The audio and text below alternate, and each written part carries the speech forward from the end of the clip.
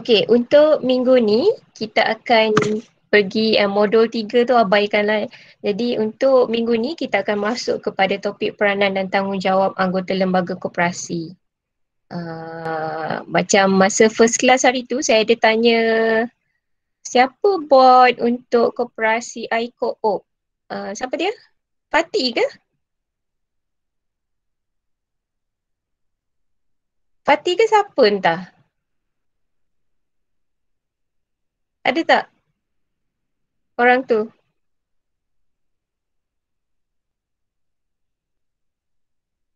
Dah tak mengaku dah. Alright. Okey, jadi untuk topik ni kita akan tengok apa yang kita akan tengok dalam topik ni.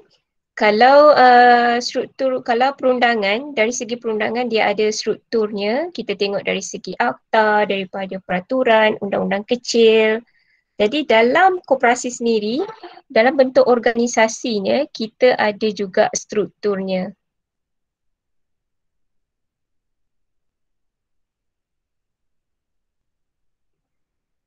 Okay, dalam koperasi kita ada struktur organisasi koperasi lah. Dia mesti ada pengerusi, pengurus, siapa lagi komponen-komponen yang ada dalam struktur koperasi. Dan kemudian kita tengok apa yang maksud lembaga koperasi. Siapakah lembaga koperasi? Ya, yang ketiga, apa fungsi dan peranan lembaga yang dilantik? Ya, sebab kalau dalam koperasi jumlah lembaganya berbeza-beza. Kalau pengurusi, setiausaha dan bendahari, kita dah nampak dah apa tugas-tugas 3 orang office bearer yang penting ni. Tapi macam mana pula dengan anggota lembaga koperasi yang lain? Ya, apakah fungsi dan peranan-peranan yang lain? Yang keempat, selain daripada fungsi dan peranan, dalam undang-undang kecil telah dinyatakan secara spesifik daripada A sampailah CC. Apa tugas dan juga kewajipan lah untuk setiap anggota lembaga koperasi. Seterusnya, kita akan tengok selain daripada lembaga, kita juga akan tengok apakah yang dinamakan tentang jawatan kuasa audit dalaman. Ya, internal auditor. Sebab dalam koperasi ada 2 audit. Satu, audit dalam. Yang kedua adalah audit luar.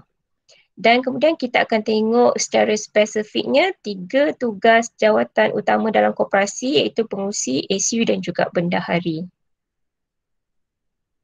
Okey, kalau awak tengok pada carta ni, ya rajah ni, ini adalah struktur organisasi bagi mana-mana koperasi.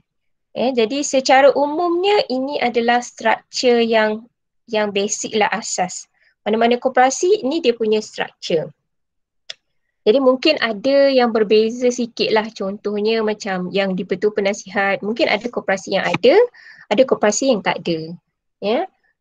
Kemudian kita tengok kuasa yang tertinggi dalam koperasi, kalau awak semua masih ingat, terletak haknya menurut Seksyen 36 adalah terletak hak pada Mesyuarat Agung. Ya, sebab dalam Mesyuarat Agung, siapa yang mengundi dalam Mesyuarat Agung? Anggota koperasi kan? Ya, jadi anggota, ya kita tengok anggota yang mengundi dalam Mesyuarat Agung, dia mengundi apa? Mengundi untuk melantik siapa anggota lembaga koperasi, ya mengundi untuk meluluskan belanjawan, ya untuk meluluskan apa-apa cadangan ataupun usul. Ya, jadi kuasa tertinggi dalam koperasi, kita ada Mesyuarat Agung Koperasi. Pernah dengar ada koperasi dia mengadakan Mesyuarat Agung secara perwakilan.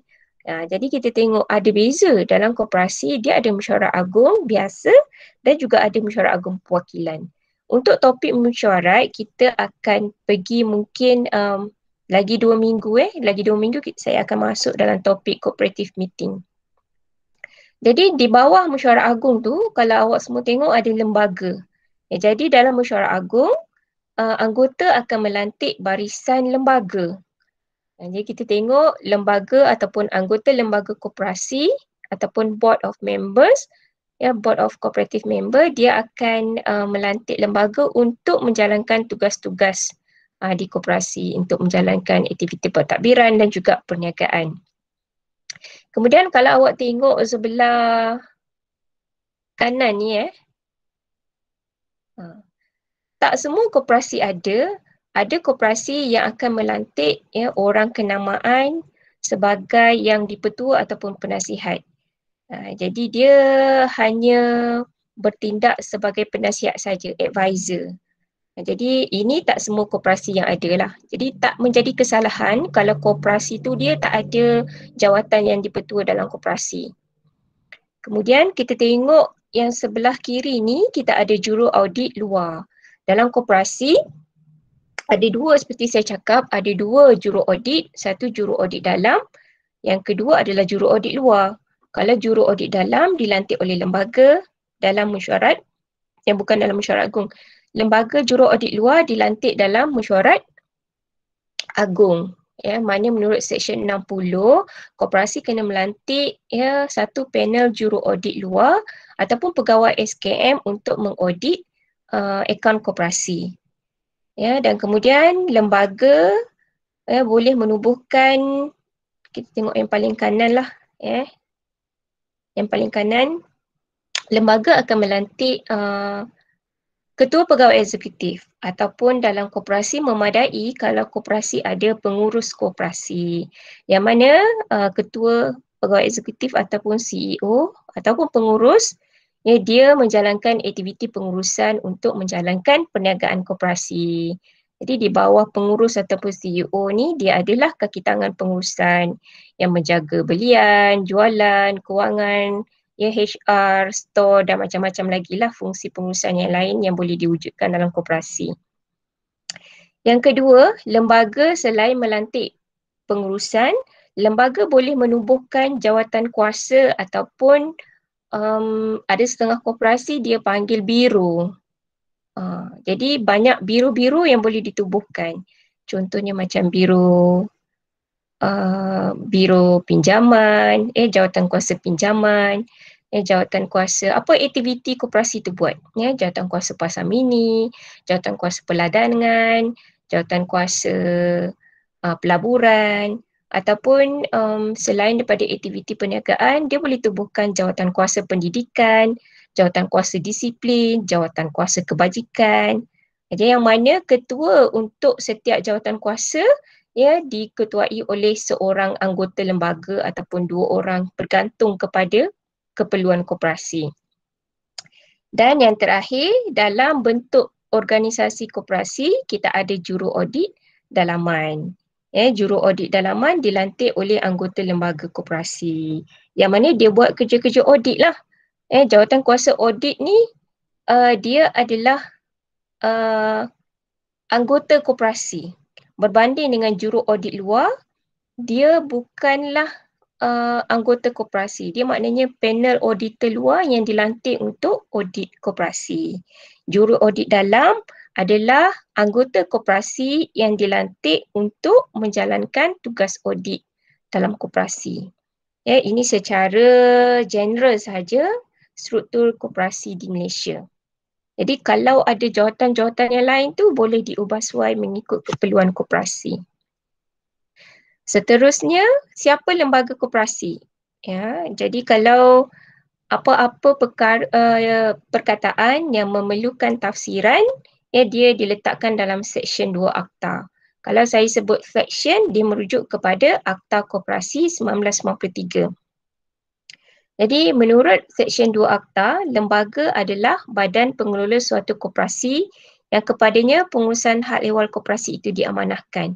Jadi maksud lembaga ni dia bukan sahaja lembaga, bukannya kita kata lembaga hitam ke lembaga putih.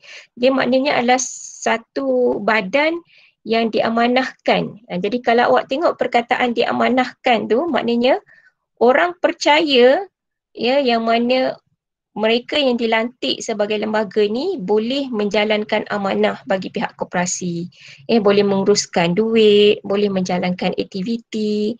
Jadi bila kita dilantik sebagai lembaga koperasi, beban tu, tanggungjawab tu sangat berat untuk dilaksanakan. Kemudian komposisi anggota lembaga dinyatakan di dalam Seksyen 42. Dalam Seksyen 42 menyatakan suatu lembaga hendaklah terdiri daripada 6 orang dan tidak lebih daripada 15 orang yang dilantik dengan sewajarnya dalam mesyuarat agung. Jadi kita lantik anggota lembaga koperasi dalam mesyuarat agung tahunan.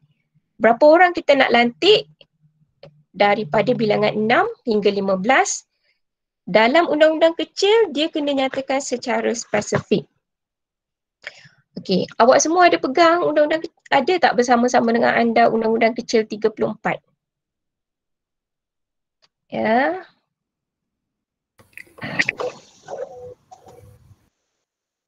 Ahmad Hakimi ada? Ahmad Hakimi.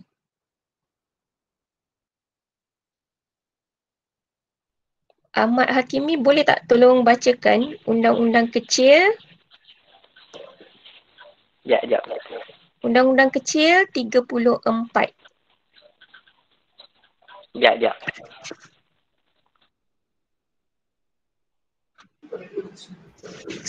Ini yang dari Google Classroom kan?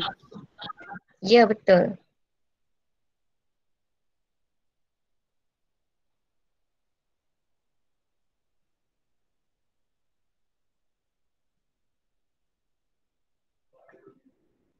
Ni, buka dalam Google Classroom. Undang-undang kecil seragam.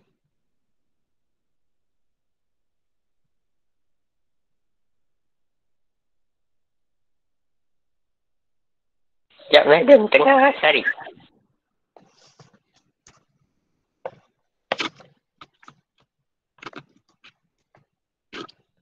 Siapa boleh bacakan undang-undang kecil 34?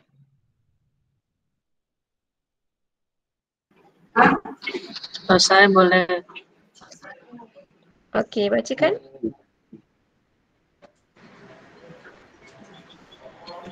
Lembaga koperasi hendaklah mengandungi orang yang terdiri daripada anggota yang dipilih oleh mesyuarat agung tahunan menurut Seksyen 42 Akta dan perenggan di Falsafah 1 Undang-Undang Kecil 31. Okey. Jadi Seksyen 42 dia kata lembaga hendaklah dilantik tidak kurang 6 dan tidak lebih 15. Jadi dalam undang-undang kecil koperasi tu, ya, dalam undang-undang UUK koperasi tu ataupun bylaw koperasi, yang dot tu koperasi kena nyatakan secara spesifik. Berapa orang sebenarnya lembaga koperasi? Kalau nak 6 orang, kena tulis 6. Kalau perlukan 9, 9. Kalau 12, 12. Kalau 15, 15. Dia tak boleh nak ambil ayat yang sama macam akta koperasi. Kononnya macam tahun ni kita nak 6 orang sajalah. Tahun depan kita nak 9 orang. Jadi nak selamat kita ambil lah ayat akta ni. Dia tak boleh. Dalam undang-undang kecil, dia kena letak secara spesifik. Kalau contohnya daripada awal penubuhan koperasi, lembaga koperasi hendaklah mengandungi 9 orang. Jadi setiap tahun mestilah cukup 9 orang anggota lembaga yang dilantik. Faham ke? Faham. Contohnya, kalau macam tahun ni, tahun 2020, dalam Undang-Undang Kecil Koperasi, kita dah letak 12 orang. Tapi bila dalam mesyuarat agung bulan 12, kita rasa macam angka komposisi 12 orang ni macam tak cukup. Ya, bisnes kita semakin berkembang, kita memerlukan lebih ramai anggota lembaga. Jadi boleh tak kita nak tukar dia jadi 15 orang? Jawapannya boleh, tapi kena melalui proses pindaan undang-undang kecil. Jadi untuk pindaan undang-undang kecil, dia banyak perkara yang perlu diambil kira. Contohnya, berapa quorum yang perlu hadir dalam mesyuarat agung, berapa undi yang diperlukan untuk meluluskan pindaan undang-undang kecil. Yang itu kita masuk dalam topik mesyuarat agung. Jadi kita kena tengok kalau once kita dah daftarkan undang-undang kecil kita ni, kita tak boleh nak simply ubah dia tanpa dapat kelulusan daripada SKM. Jadi awak kena kaitkan balik dengan kesalahan-kesalahan am yang Seksyen 91 Akta. Kalau dia kata koperasi telah melakukan suatu perkara tanpa kelulusan SKM ataupun tanpa kelulusan mesyuarat agung, boleh dikenakan penalti. Itu dia kena cross refer balik lah. Ya, jadi dalam undang-undang kecil menyatakan tentang spesifik berapa jumlah yang patut dilantik oleh sesebuah koperasi. Kemudian bila contohnya dalam undang-undang kecil kata jumlah anggota lembaga koperasi adalah 9 orang. Saya ambil contoh 9 lah sebab mudah sikit. Jadi berapa jumlah tempoh perkhidmatan lembaga koperasi? 9 orang tu berapa lama tempoh perkhidmatan dia?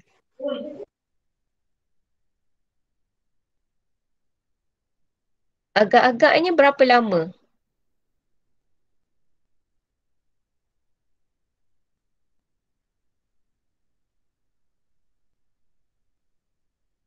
Syaril ada Syaril?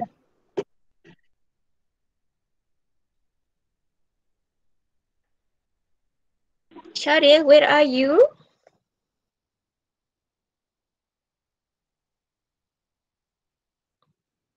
Syahril Aiman. Ya. Dengar tak pertanyaan saya tadi? Dengar. Agak-agak berapa lama Berapa lama seseorang ataupun 9 orang yang kita dah nyatakan dalam undang-undang kecil, kita lantik 9 orang, berapa lama tempoh dia berpegang jawatan lembaga tu?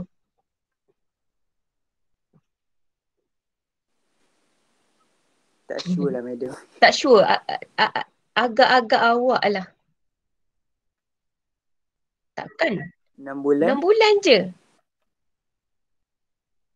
Setahun madam. Jenuh lah. Setahun? Jadi maknanya setiap-tiap tahun dia bertukar.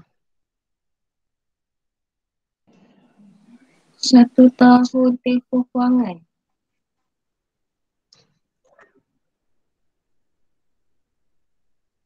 Sekejap ya. Okay. Kalau baca pada peraturan 18, memang dia kata sekurang-kurangnya 1/3 daripada anggota lembaga hendaklah mengosongkan jawatan mereka pada setiap tahun di mesyuarat agung tahunan. Ya, tetapi setiap anggota lembaga koperasi dia pegang jawatan dia adalah 1 penggal. 1 penggal itu adalah 3 tahun. Tetapi awak kena tengok, boleh buka Undang-Undang Kecil 36.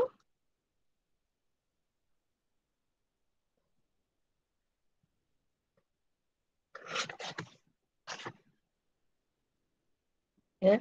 Kalau baca Undang-Undang Kecil 36, dia sama peruntukannya dengan Peraturan 18(2) Peraturan Koperasi 2020 menyatakan sekurang-kurangnya 1/3 daripada anggota lembaga hendaklah mengosongkan jawatan mereka pada setiap tahun di mesyuarat agung tahunan.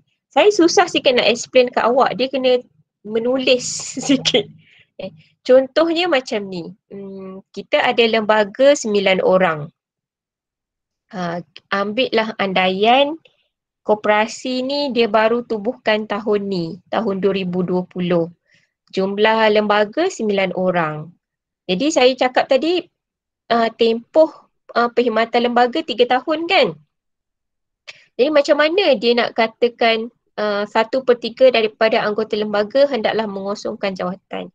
Jadi daripada 9 orang tu, untuk tahun ni baru ditubuhkan 2020, bila mesyuarat agung yang akan datang, 1/3 daripada 9 orang tu dia perlu kosongkan jawatan dia. 1/3 daripada 9 adalah berapa orang? 3 orang. Yes. 3 orang tahun 2020 akan gugur ataupun mengosongkan jawatan dia. Tinggal berapa? Tinggal 6 orang. Jadi boleh tak 3 orang yang turun ni tadi dilantik semula? Boleh. Boleh Jadi saya nak awak semua membayangkan, saya tak boleh nak menconteng lah, saya tak tahu macam mana saya nak conteng Jadi tahun 2020 koperasi tubuh. Ada 9 orang lembaga. Kemudian 2021 3 orang akan turun dan akan dilantik semula. Orang yang dilantik semula ni, tahun 2021 ni dilantik semula, bila dia tamat tempoh 3 tahun yang akan datang lah baru dia akan turun semula. Nampak tak apa yang saya cuba sampaikan? Nampak. Saya nampak. Faham kan? Contohlah saya ambil kira A, B dan C. A, B, C ni adalah orang. Jadi A, B, C ni A, B, C, D, E, F, G, H, I. I ni 9 orang ni dia dilantik sebagai anggota lembaga koperasi baru tubuh tahun ni. Jadinya macam mana nak tetapkan penggiliran 3 tahun dia kena tempoh perkhidmatan dia. Contohnya tahun 2021, Encik A, Encik B dengan Encik C akan gugur. Kemudian dilantik semula. Next dia akan gugur tahun 2001, 2002, 2003, 2004. Tahun 2024 baru dia digugurkan semula. Kemudian Mesyuarat Agung tahun 2022 yang akan gugur adalah ABC, DEF. Encik DEF pula yang akan gugur mengosongkan jawatan, kemudian dilantik semula. DEF ni pula dia akan tamat perkhidmatan tahun 2002, 2003, 2004, tahun 2025. Sampailah ABC, DEF, GHI pula dia akan turun tahun 2023. Nampak tak apa yang saya cuba sampaikan ni? Nampak ada. Okey. Kemudian dibaca bersekali dengan Undang-Undang Kecil 36/4. Okey, kita bacakan Undang-Undang Kecil 36/4. Siapa yang boleh baca ni? Rusdi ada Rusdi?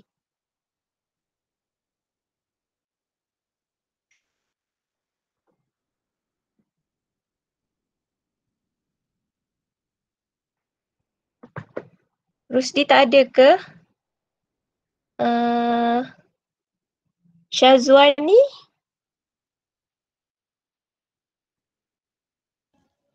Ya, Madam. Boleh bacakan Undang-Undang Kecil 36/4? Boleh, Madam. Pelantikan seseorang anggota lembaga yang dibuat menurut Sub Perenggan 69 1 4B Akta tidak tertakluk kepada fasa 1, 2 dan 3. Oh, awak punya ni lain sekejap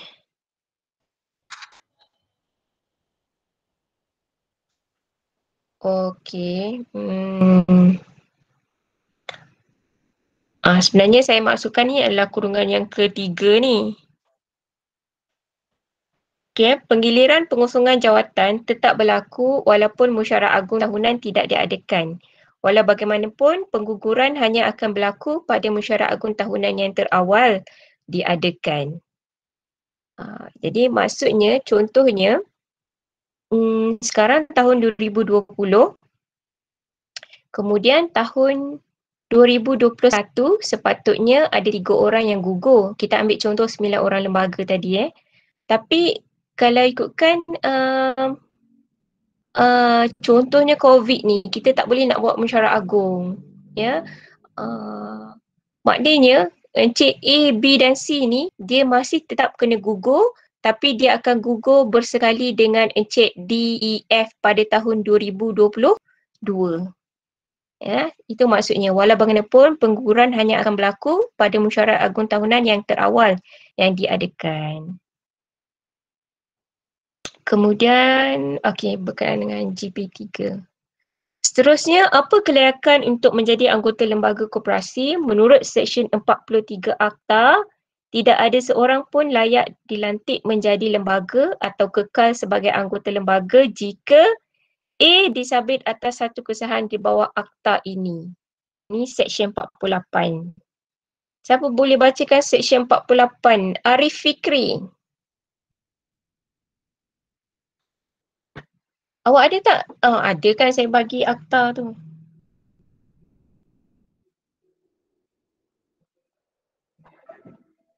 Arif Fikri, adakah anda berada di sana?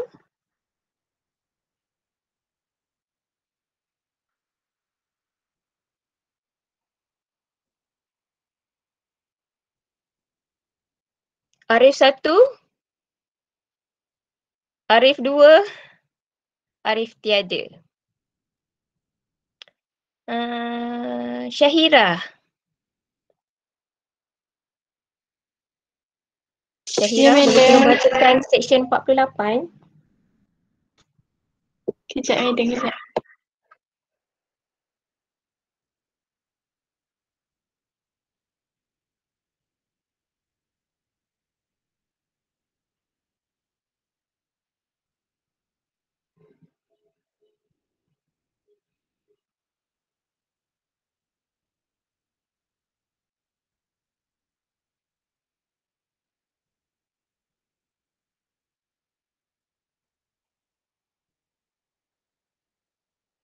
Ni Syahira.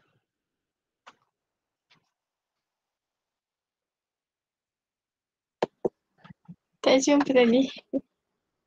Ni saya dah show dalam skrin saya. Tak nampak ya? Nampak. Baca Section Ni. 48. Akibat sabitan. Jika pegawai suatu koperasi berdaftar disabitkan terhadap suatu kesalahan, boleh daftar atau suatu kesalahan di bawah akta ini dan sabitan itu tidak diketepikan apabila selesai segala prosiding, termasuk apa-apa rayuan. Pegawai itu hendaklah disifatkan telah mengosongkan jawatannya dari tarikh dia mula-mula dipertuduh atas kesalahan itu dan dia hendaklah terhalang daripada dilantik semula sebagai pegawai mana-mana koperasi berdaftar. Okey. Jadi kalau mana-mana anggota dia disabitkan atas satu kesalahan boleh daftar. Kalau awak masih ingat apa yang saya explain tentang kesalahan boleh daftar ni adalah contohnya macam kesalahan di bawah kanun kesesaan seperti membunuh, merogoh, pecah amanah jenayah dan sebagainya. Dia ada jadual apa senarai-senarai kesalahan dia. Jadi kalau pegawai itu disabitkan kesalahan, maknanya dia tidak boleh dilantik sebagai mana-mana pegawai. Pegawai ni adalah termasuk anggota lembaga koperasi. Jadi ini sebagai anggota lembaga koperasi dia kena alert lah dalam mesyuarat agung kita tak boleh nak lantik orang yang telah disabitkan atas kesalahan boleh daftar. Kalau selagi sabitannya tidak diketepikan, dia tak boleh jadi anggota lembaga mana-mana koperasi. Itu untuk Section 48. Kita tengok untuk Section 70.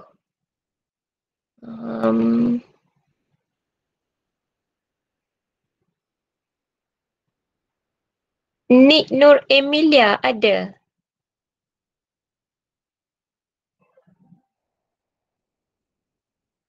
Nik?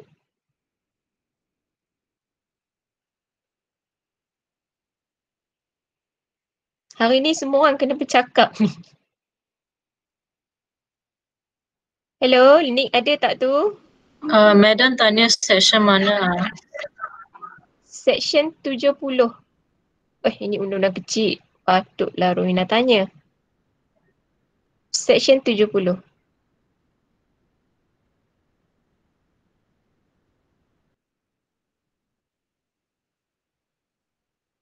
Nik, ada tak Nik di sini? Saya Line kena dia note ni slow. orang. Apa dia? Line dia slow. Siapa lagi? Fatih. Dulu saya ingat Fatih ni nama perempuan. Fatih ada tak? Fatih, mic dia rosak. Mic dia rosak pula.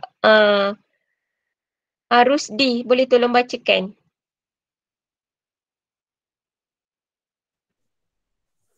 Boleh, madam. Tak dengar suara Rusdi ni, pelan sangat. Dengar ke? Okey. Okey, dengar. Jika seseorang pegawai suatu koperasi berdaftar telah dipecat atas perintah ketua berdaftar di bawah peruntukan. Subsection 69/6. Pegawai itu hendaklah selepas itu menjadi tidak layak untuk dilantik sebagai anggota lembaga atau mana-mana jawatan kuasa koperasi berdaftar. Itu atau diambil kerja semula oleh koperasi berdaftar itu atau mana-mana koperasi berdaftar lain mengikut mana-mana yang berkenaan bagi tempoh 5 tahun dari tarikh pemecatan sedemikian. Okey, terima kasih Rusdi. Kalau saya baru perasan sebenarnya ada something wrong dengan akta koperasi ni. Siapa yang perasan? Sekejap saya minum sebentar.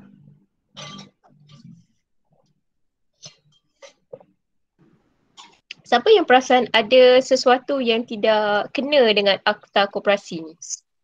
Madam, Ya. kalau ikutkan buku yang baru, dia 69/1/3 atau subperenggan 69/1/4/A. Kalau awak tengok tajuk dia, ni kan, pegawai yang dipecat atas perintah ketua pendaftar yang boleh dilantik semula. Ini adalah akta koperasi yang belum dipinda tahun 2010 ni kopi ni. Sebab dia masih lagi guna perkataan ketua pendaftar. Sekarang ni ketua pendaftar ni kita dah tak pakai. Kita pakai adalah Suruhanjaya Koperasi. Awak semua boleh guna lagi akta ni. Cumanya ada pindaan-pindaan yang berubah lah. Contohnya nama, kemudian subsection pun berubah. Tapi konten dia masih lagi sama lah. Nanti saya cuba je lah cari mana kalau ada soft copy yang baru. Sebab saya tak ada ni yang Yuzazmi hantar ni.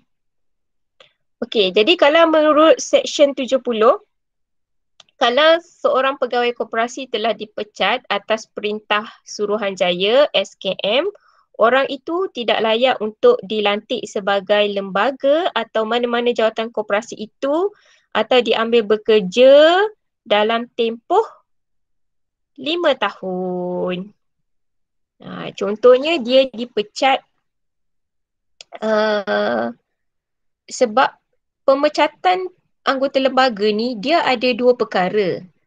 Dia ada dua situasi. Sama ada dia dipecat oleh SKM ataupun dia dipecat oleh koperasi dia sendiri dalam mesyuarat agung.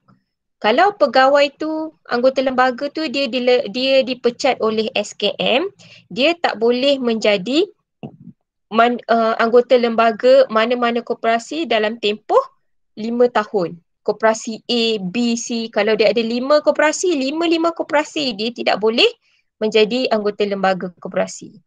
Tetapi kalau dia dipecat oleh, contohnya dia ada 5 koperasi, dia dipecat sebagai pegawai koperasi ataupun sebagai anggota lembaga koperasi dalam koperasi A. Jadi maknanya kalau dia ada jawatan dalam koperasi B ataupun koperasi C, jawatan dia masih lagi okey, masih lagi dia tidak dibuanglah dia punya jawatan. Hanya untuk koperasi A je sebab dia dipecat dalam koperasi tu punya mesyuarat agung. Jadi kena tengok pemecatan pegawai dia ada dua situasi. Kalau dipecat oleh SKM dalam tempoh 5 tahun, tak boleh menjadi mana-mana ALK koperasi. Okey. Dan kita sambung section 42. Sesuatu koperasi sebelum pelantikan ataupun pelantikan semula, mana-mana orang yang nak jadi anggota lembaga, dia kena minta penentusahan daripada SKM. Sama ada orang itu memenuhi kriteria layak dan sesuai. Ini kena baca garis panduan 3. Garis panduan 3 kat mana nak dapat? Kena buka website SKM. Ni saya tak bagi awak kena cari sendiri, buka website SKM, cari dekat bahagian perundangan tu apa garis panduan SKM. Jadi baca GP3 berkenaan tentang penentusahan daripada SKM. Untuk section 43/2 ni, Ini hanya tertakluk kepada koperasi yang ditentukan oleh SKM sahaja. Contohnya macam koperasi-koperasi besar ataupun koperasi kredit yang mana kita tengok nak jadi lembaga, nak menguruskan, nak mentadbir koperasi tu, dia kena ada orang yang betul-betul layak, yang betul-betul kredibel. Dia bukanlah orang yang pecah amanah jenayah ke, orang yang banyak hutang ke apa. Maknanya kalau dia nak jadi anggota lembaga koperasi tu, dia kena isi borang, dia kena isytiharkan harta dia, apa jawatan-jawatan dia, sekian, hantar kepada SKM, SKM akan bagi penentusahan. Jadi penentusahan tu hanya sah selama tempoh 3 tahun je.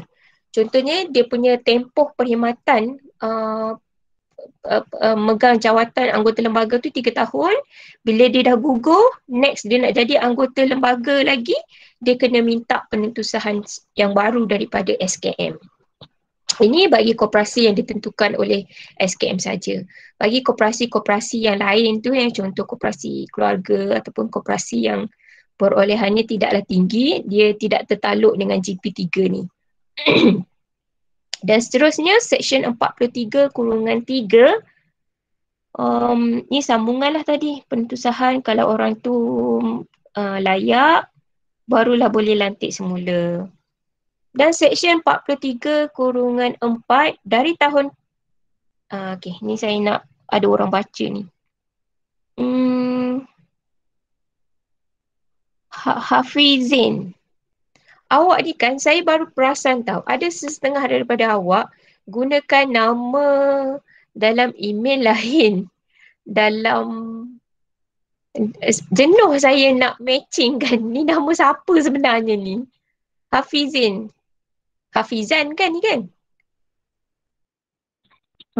Ya, Madam. Hafizan, tolong baca Seksyen 40, Seksyen 43/4.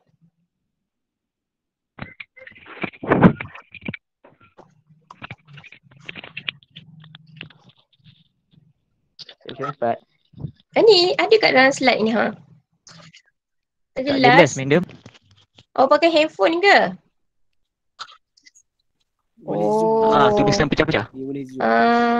Ataupun boleh baca akta dia.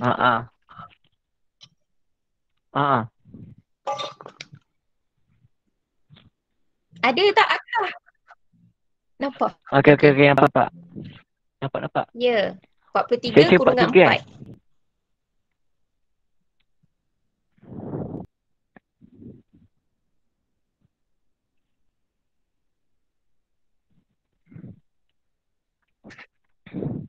Dari tahun ketiga pendaftaran sesuatu koperasi, tiada seorang pun boleh dilantik sebagai anggota lembaga koperasi itu, melainkan jika dia telah menjadi anggota koperasi bagi tempoh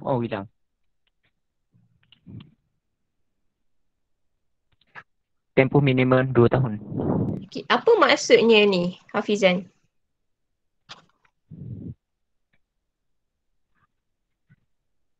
Apa yang awak faham? Selepas yang dia daftarkan jadi lembaga tu 3 tahun,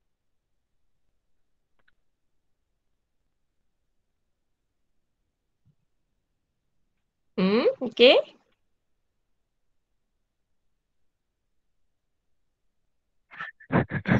ya Madam. Pening pula.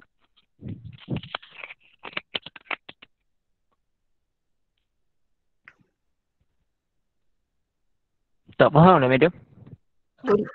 Tak faham. Siapa yang faham ni? Seksyen 43/4 kata apa ni sebenarnya? Semua saya dah panggil ke ni? Zamilia.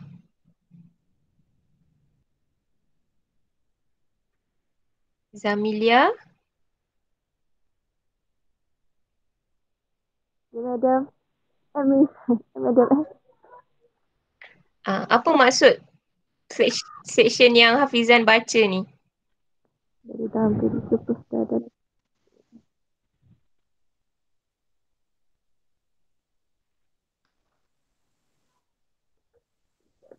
boleh diganti.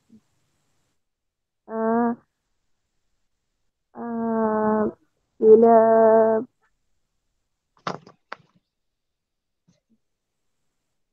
koperasi tu kalau dah daftar berapa dari 3 tahun. Selepas 3 tahun pendaftaran koperasi,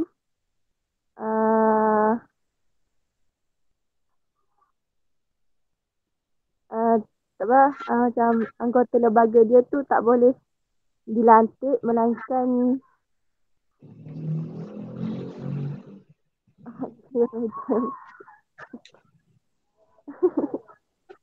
Faham tapi susah nak explain kan?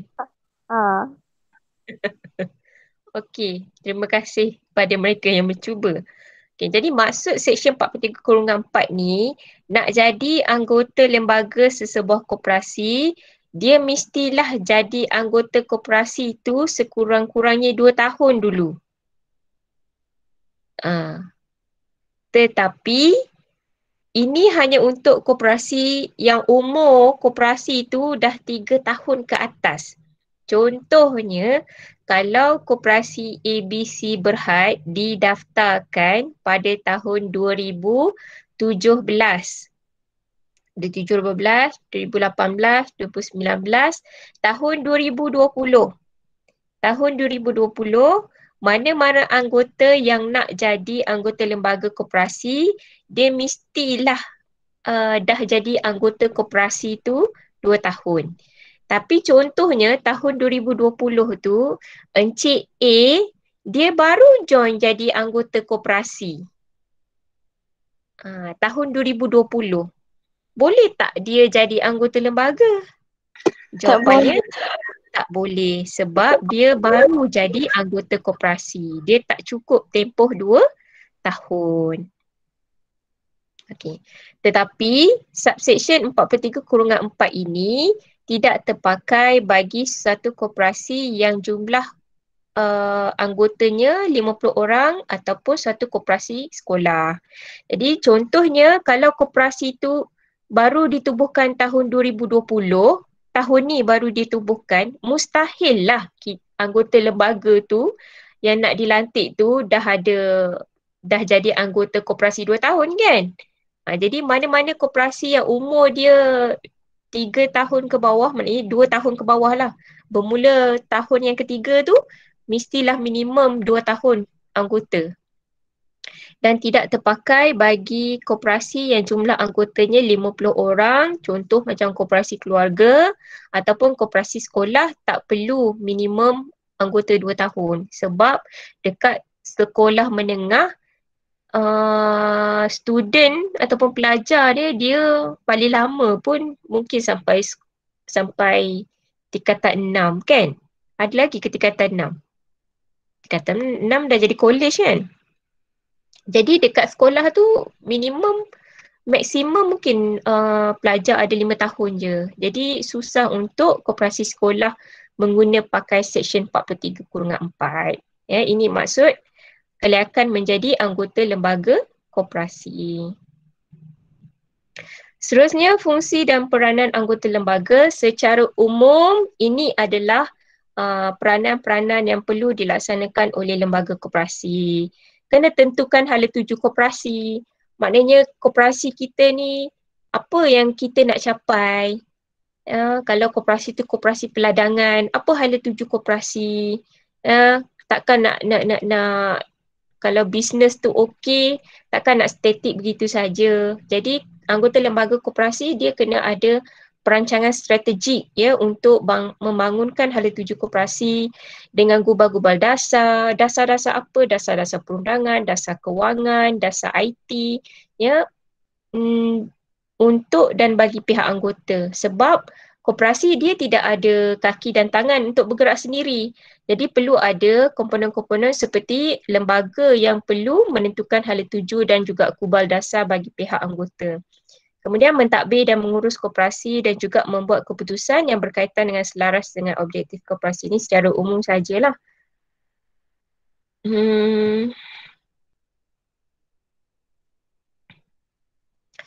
Tugas-tugas lembaga koperasi saya pecahkan kepada 3. Ya, tugas lembaga mengikut statutori tugas lembaga mengikut fiduciary dan tugas lembaga mengikut operasi. Kita tengok yang pertama, apa yang dimaksudkan tentang tugas lembaga mengikut statutory. Jadi perkataan statutory ni dia ambil daripada perkataan statute. Jadi statute tu maksudnya undang-undang. Apa jua yang dinyatakan dalam perundangan, menyatakan tugas lembaga, lembaga kena buatlah. Contohnya dalam akta, dalam undang-undang kecil, dalam peraturan, dalam perintah, ya, menyatakan tugas lembaga, lembaga kena buat. Contohnya menurut Undang-Undang Kecil 48 menyatakan memanggil mesyuarat agung. Jadi tugas siapa ni nak panggil mesyuarat agung ni? Biasanya memanggil mesyuarat agung tu bukannya nak laung, "Hoi, datanglah mesyuarat agung." Memanggil tu dengan mengeluarkan apa adik-adik?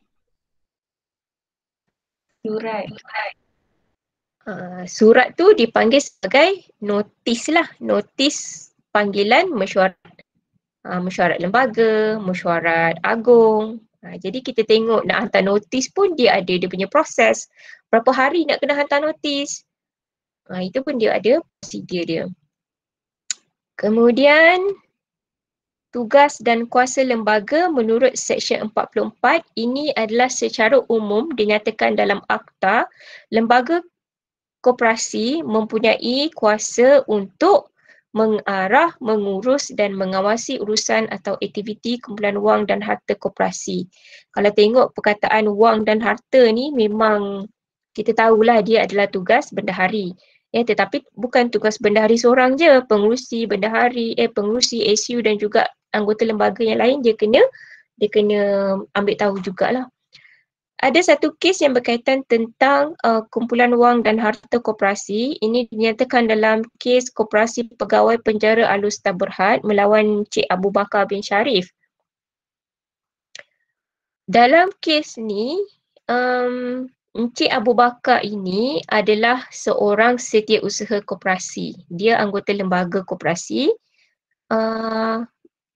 Dia setiausaha kepada Koperasi Pegawai-Pegawai Penjara Al-Ustaz Berhad. Kalau saya mention pasal kes ni, awak kena take note ya, sebab kes-kes ni nanti dia akan masuk dalam exam lah ataupun dalam assignment. Ya. Dalam kes ini, Encik Abu Bakar setiausaha kepada Koperasi Pegawai Penjara Al-Ustaz Berhad. Dia setiausaha koperasi, dia telah diberikan kuasa dalam mesyuarat agung untuk membuat pelaburan saham. Dalam mesyuarat agung dia kata encik setiausaha bolehlah beli saham dengan syarat beli saham terbitan awam sahaja. Apa yang berlaku tahun 1997, kes ni lah, ni kes tribunal. Tahun 1997 bila Encik Abu Bakar dia dipindahkan, being transferred tu penjara, saya tak ingat penjara Sarawak ke Sabah. Tapi bila dia pindah keluar, dia tidak lagi memegang jawatan setiausaha tu. Kemudian tahun 1997 adalah tahun kegawatan ekonomi dekat Malaysia. Jadi koperasi telah dikehendaki untuk menanggung kerugian atas pembelian saham yang dibuat oleh Encik Abu Bakar ni, masa dia pegang jawatan sebagai setiausaha. Jadi sebenarnya koperasi dia tak tahu sebenarnya Encik Abu Bakar ni dia memang diberikan kuasa untuk beli saham, tapi hanya saham terbitan awam sahaja. Apa yang Encik Abu Bakar buat, dia telah beli saham GUH dan juga saham cash. Maknanya dia saham-saham di kaunter-kaunter yang terbuka, yang telah menyebabkan koperasi perlu menanggung kerugian. Kemudian kalau awak boleh baca menurut Peraturan 20, saya bacakanlah sebab tak semua ada. Peraturan 20 menyatakan seorang anggota lembaga hendaklah menanggung rugi koperasi bagi apa-apa kerugian yang ditanggung oleh koperasi akibat daripada apa-apa transaksi yang disempurnakan olehnya tanpa kebenaran lembaga. Sebab dalam mesyuarat agung, dalam mesyuarat agung dan mesyuarat lembaga, tak ada pemberi kebenaran kepada Encik Abu Bakar untuk untuk beli saham terbitan di kaunter terbuka. Hanya kebenaran untuk saham di terbitan awam saja. Jadi dekat dalam kes ni, Encik Abu Bakar kena menanggung rugi koperasi lah. Dan kemudian selain tu, kuasa lembaga adalah untuk mewakili koperasi di hadapan segala pihak berkuasa awam yang berwibawa. Sebab koperasi dia tak ada kaki tangan nak bergerak sendiri, maka lembaga kena wakil koperasi untuk jumpa pihak polis, bomba, SPRM ataupun mana-mana pihak berkuasa awam lah. Dan kemudian lembaga mewakili koperasi dalam semua urus niaga dan transaksi dengan orang ketiga. Orang ketiga contoh supplier, ya. Kemudian mempunyai kuasa untuk memula dan membela guaman, bermakna koperasi boleh disaman dan koperasi boleh juga menyaman orang. Tapi siapa yang nak memulakan? Iaitu adalah lembaga, ya, lembaga yang mewakili koperasi untuk menyaman. Kemudian memastikan pentadbiran dan pengurusan yang sepenuh dan sepatutnya kecuali kuasa yang dihaskan untuk mesyuarat agung anggota ataupun perwakilan. Jadi mana-mana kuasa selain daripada kuasa yang diperuntukkan dalam mesyuarat agung, contohnya untuk membuat sesuatu perkara. Siapa yang terkeluar ni? Batrisha sekejap ya.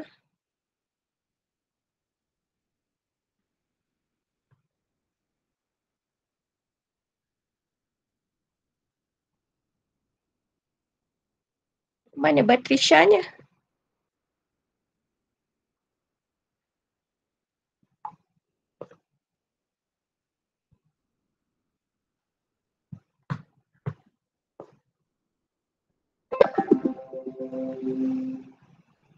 Okey, sebab kuasa lembaga dia ada kuasa-kuasa untuk membuat pembelian, untuk membuat transaksi, kecuali kuasa-kuasa yang dihaskan dalam mesyuarat agung. Sebab dalam mesyuarat agung dia ada fungsi, contoh meluluskan belanjawan, meluluskan pelaburan, melantik juru audit luar. Ada yang nyatakan tentang agenda ataupun fungsi-fungsi yang boleh dihaskan untuk mesyuarat agung sahaja. Ini dia punya kadar penalti lah, kalau tak patuh dia punya kadar penalti. Kemudian tugas dan kewajipan lembaga mengikut Undang-Undang Kecil 48. Kalau kita tengok section dia hanya memberikan secara umum sahaja. Di dalam Undang-Undang Kecil menyatakan tentang lebih detail tugas-tugas yang perlu dilaksanakan oleh lembaga koperasi. Ini menurut Undang-Undang Kecil 48. Kalau awak tengok section Undang-Undang Kecil 48 ni, dia ada A sampai berapa? Sampai berapa UUK 48 ni?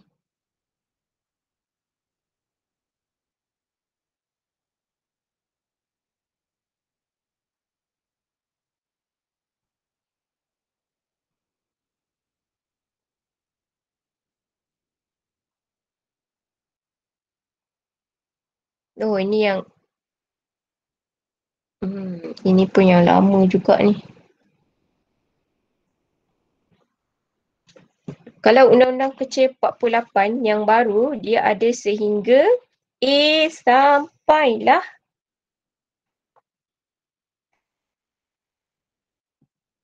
yang saya punya lama. Tak silap saya dia sampai CC. Ya, kalau ikut Undang-Undang Kecil Seragam ni, A sampailah Y. Ini Undang-Undang Kecil yang lama ni. Dia sepatutnya sampai CC. Dia habis Z, dia jadi AA, BB, CC. Jadi kita tengok betapa banyaknya tugas seorang anggota lembaga koperasi. Kita tengok yang pertama, lembaga hendaklah mempunyai kuasa dan kewajipan yang berikut. A. Melantik seorang pengerusi, SU dan bendahari di kalangan anggotanya dalam mesyuarat lembaga yang diadakan menurut Perenggan B Fasa 1 Undang-Undang Kecil 42. Mesyuarat lembaga ni adalah merujuk kepada mesyuarat lembaga pertama. Macam yang saya cerita sebelum ni, saya bincang, saya maklumkan sebelum ni, Mesyuarat lembaga pertama hendaklah diadakan sebaik sahaja selesai mesyuarat agung untuk kita lantik pengerusi, setiausaha dan juga bendahari. Kemudian tugas lembaga mengemukakan satu senarai anggota lembaga yang mengandungi perkara-perkara berikut. Ini yang kita bincang minggu lepas. Perkara ni, ya, senarai-senarai ini perlu dihantar kepada SKM dalam tempoh 15 hari selepas mesyuarat agung tahunan. Kemudian C, lembaga hendaklah menimbang dan menerima permohonan keanggotaan.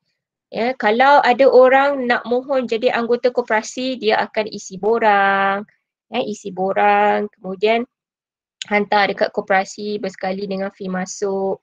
Lembaga bila dapat borang tu, macam mana dia nak, apa tindakan yang sepatutnya lembaga tu buat? Siapa? Alia Safura.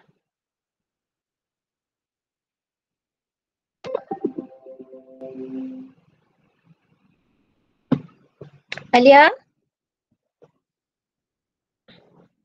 Alia ada tak di sana?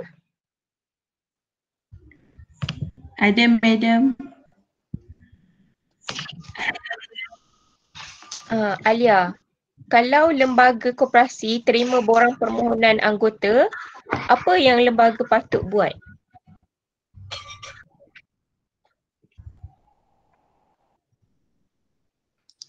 Tengok je ke borang tu?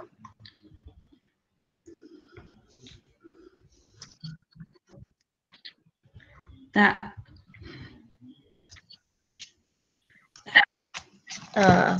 Apa yang dia kena buat? Dia kena timbang. Timbang pakai kilo ke pakai kati?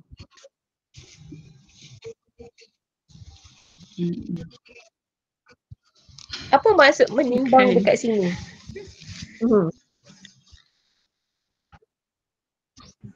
Berfikir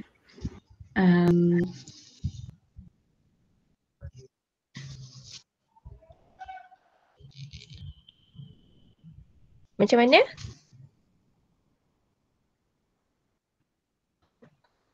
sekejap.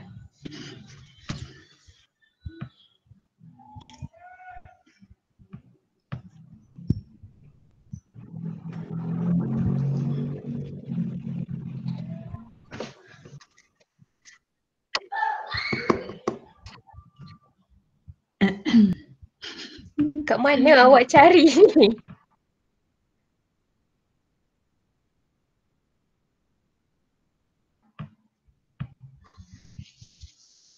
Ya, Hifzuddin. Saya rasa menimbang consider sama ada dia boleh masuk atau tidak. Tak dengar? Menimbang rasanya macam consider boleh masuk ke tidak. Boleh awak ulang semula? Saya tak berapa dengar. Saya rasa macam dia sama ada boleh masuk ataupun tidak. Macam mana dia nak kena pasti dia tu boleh masuk ataupun tidak? Melalui? Dia melalui tengok sana perkataan saya lupa. Kelayakan. Maknanya. Ya, siapa yang sebut tu? Alia? Syahira. Syahira? Ya. Betul lah tu. Maknanya anggota lembaga dia kena tengok dari segi kelayakan anggota tu. Awak masih ingat tak apa syarat-syarat kelayakan nak jadi anggota koperasi? Pertama, 18 tahun ke atas. okey, 18 tahun ke atas. Kedua, warga negara Malaysia. ya, warga negara Malaysia. Ketiga ni ada 3 perkara. Sama ada pertama,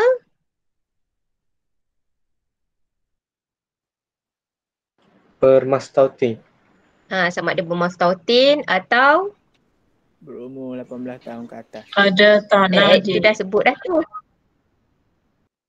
ada Tidak tanah di bankrupt. kawasan operasi ataupun bekerja di kawasan operasi. Kan, kena tengok orang tu ada tak salah satu ni. Orang tu menetap di kawasan operasi kita ke, orang tu bekerja di kawasan operasi kita ke, ataupun orang tu ada tanah di kawasan operasi kita ke. Ya, itu adalah 3 syarat yang dinyatakan dalam Akta Koperasi secara umum. Dalam undang-undang kecil, koperasi itu mungkin ada syarat-syarat lain. Contohnya nak jadi anggota koperasi polis, dia mestilah orang yang masih berkhidmat dengan polis. Ataupun koperasi kaki tangan Institut Koperasi Malaysia. Contoh macam saya bekerja dekat IKM. Jadi ada orang nak jadi anggota koperasi koperasi Institut Koperasi Malaysia. Adakah orang ni masih bekerja? Yalah, syarat dia mestilah bekerja, mestilah kaki tangan polis, kaki tangan IKM, kaki tangan Kolej I-Co-op ataupun pelajar. Kalau macam saya, contohnya saya tidak ada kaitan, saya bukan pelajar dan saya bukan kaki tangan I-Co-op. Boleh tak saya join jadi anggota koperasi Kolej I-Co-op? Tak boleh. Tak boleh. Tak boleh lah. Sebab dah ada syarat-syarat yang spesifik dalam bylaw koperasi tu. Ataupun syarat-syarat lain lah. Dia mestilah usahawan ke, ataupun dia mestilah mempunyai lesen sekian-sekian ke. Itu syarat-syarat lain yang spesifik dalam bylaw masing-masing. Itu yang dinyatakan tentang menimbang permohonan, hilang pula. Menimbang dan menerima permohonan keanggotaan. Selain daripada tengok syarat yang dinyatakan dalam undang-undang kecil, koperasi kena tengok juga, lembaga kena tengok orang ni waras ke tak waras, orang ni bebas daripada kebangkrapan ke. Dia kena tengok apa lagi perkara-perkara lain. Kita tak nak simply kita terima entah siapa-siapa orang ni kan, tantah dia penjenayah ke siapa ke. Itu maksud menimbang dan menerima permohonan keanggotaan. Yang kemudian lembaga hendaklah meluluskan dan mengesahkan pemindahan dan penebusan share anggota.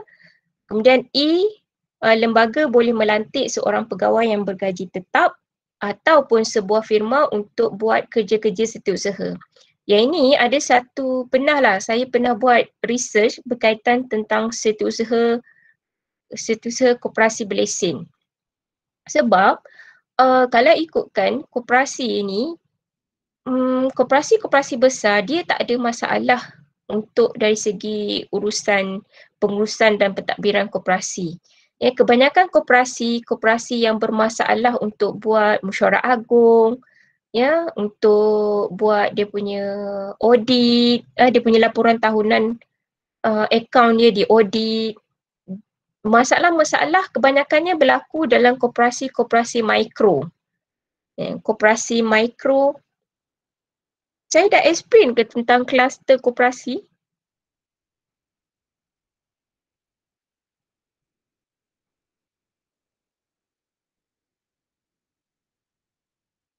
Guys, saya ada explain ke tentang kluster koperasi? Koperasi mikro, koperasi kecil. Belum lagi.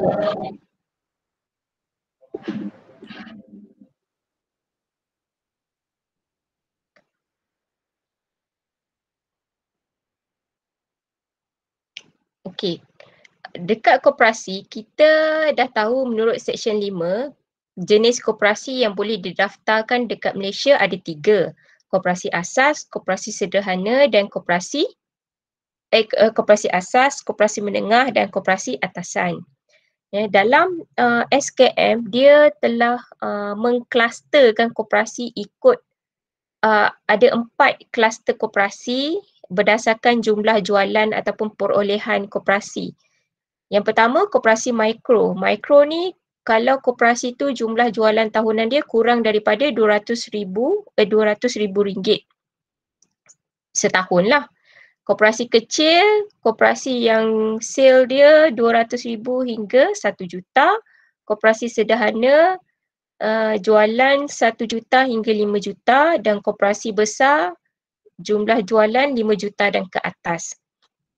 Jadi apa yang saya cakap tentang kegagalan untuk mengadakan mesyuarat agung dan juga untuk audit koperasi ini adalah bagi koperasi mikro dan juga koperasi kecil.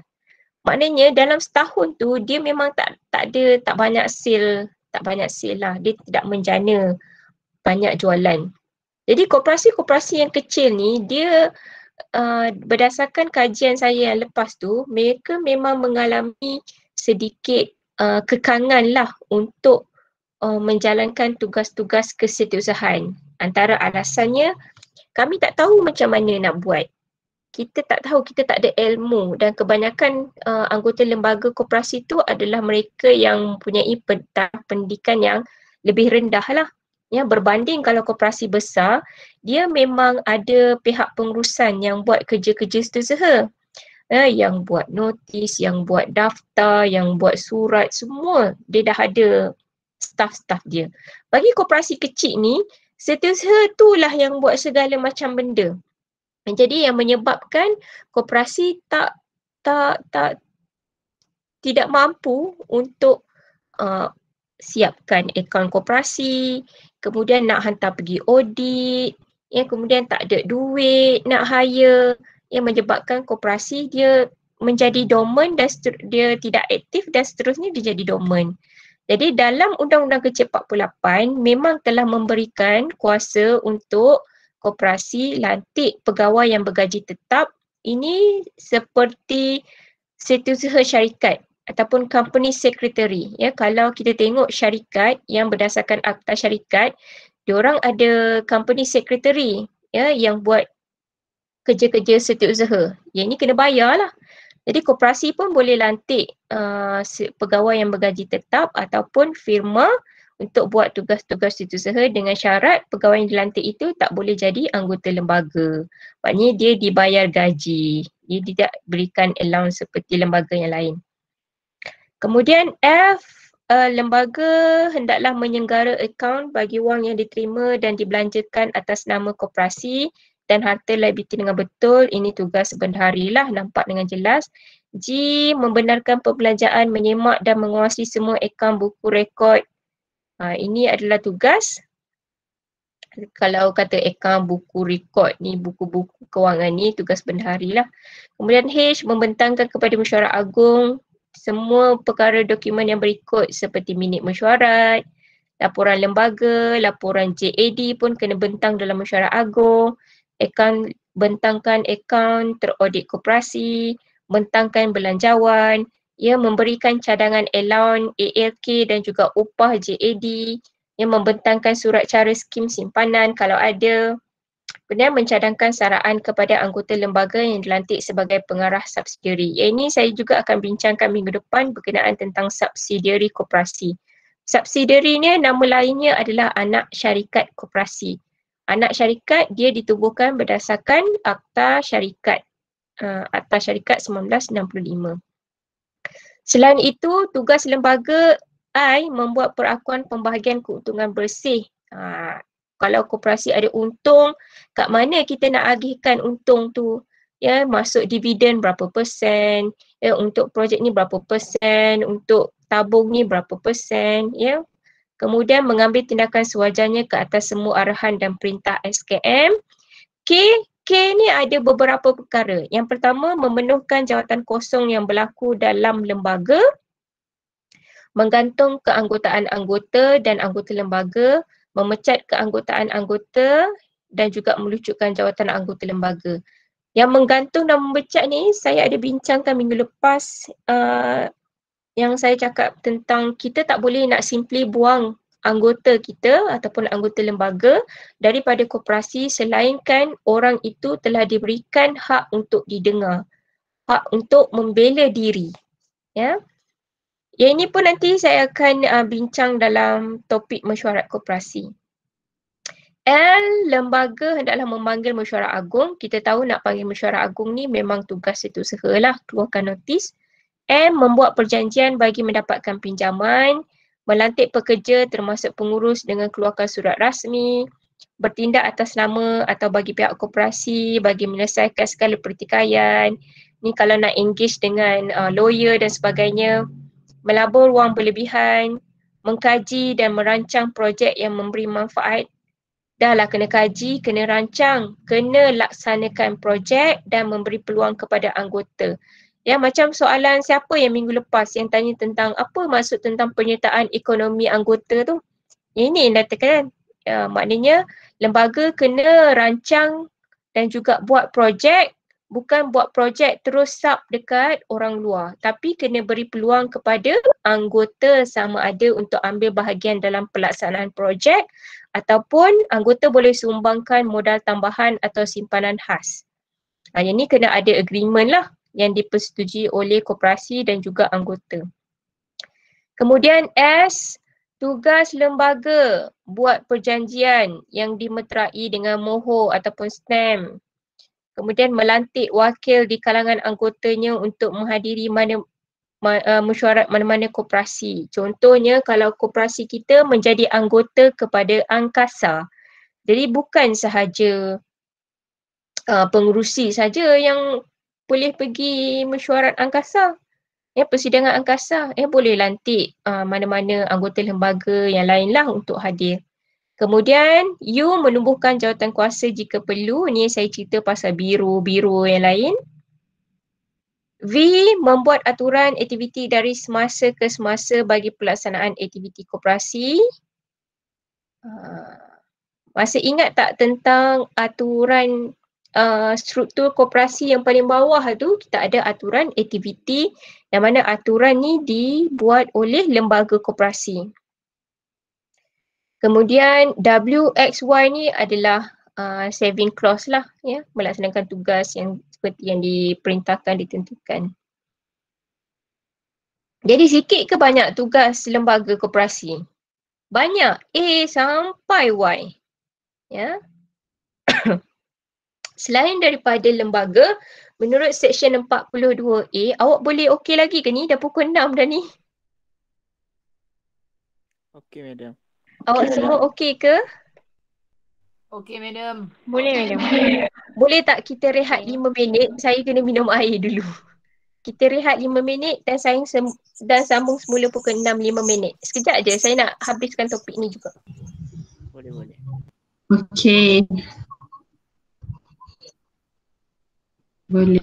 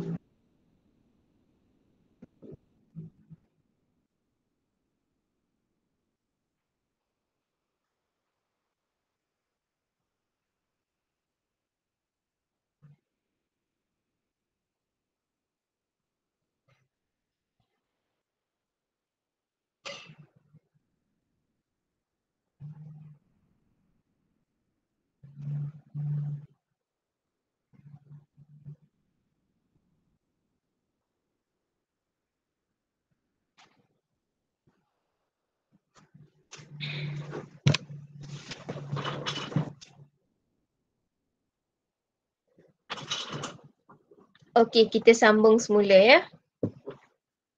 Hari ni lewat sikit lah habis.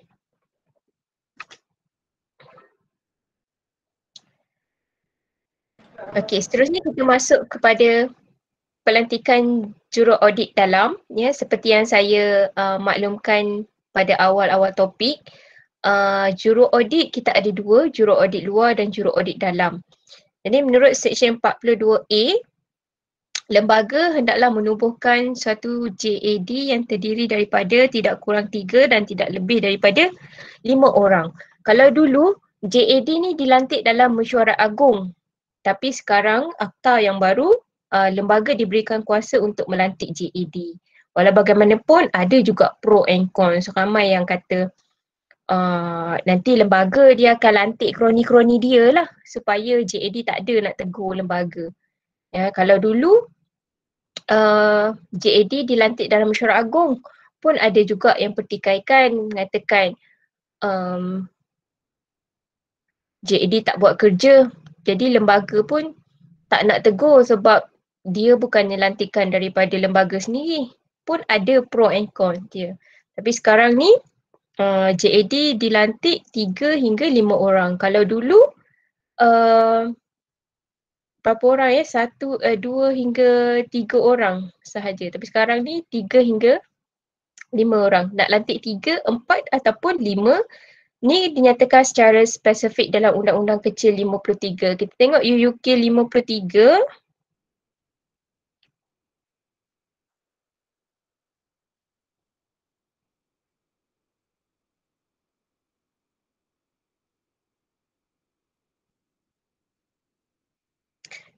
Jadi menurut 42A, JAD dilantik adalah mengandungi sama macam komposisi lembaga, kena letak secara spesifik sama ada 3, 4 ataupun 5 orang yang dilantik untuk menjalankan tugas jurukuasa audit dalaman.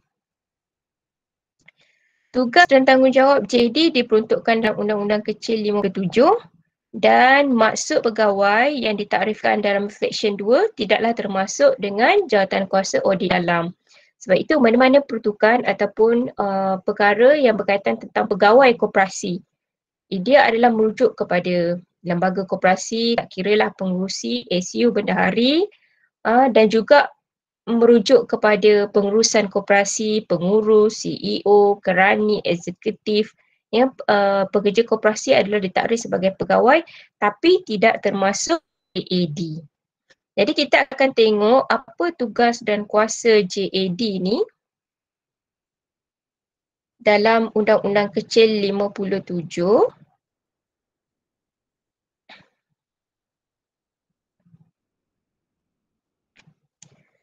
JAD kuasa untuk periksa, rekod dan juga boleh memanggil mana-mana orang untuk mengemukakan atau menyerahkan mana-mana dokumen. Maknanya kalau dia nak semak dokumen ataupun buku kewangan koperasi, dia ada kuasa. Ya. Apa yang perlu dilaksanakan oleh JAD? Yang pertama, dia kena semak semua transaksi belanja ada sumber kuasa dan juga kesahan.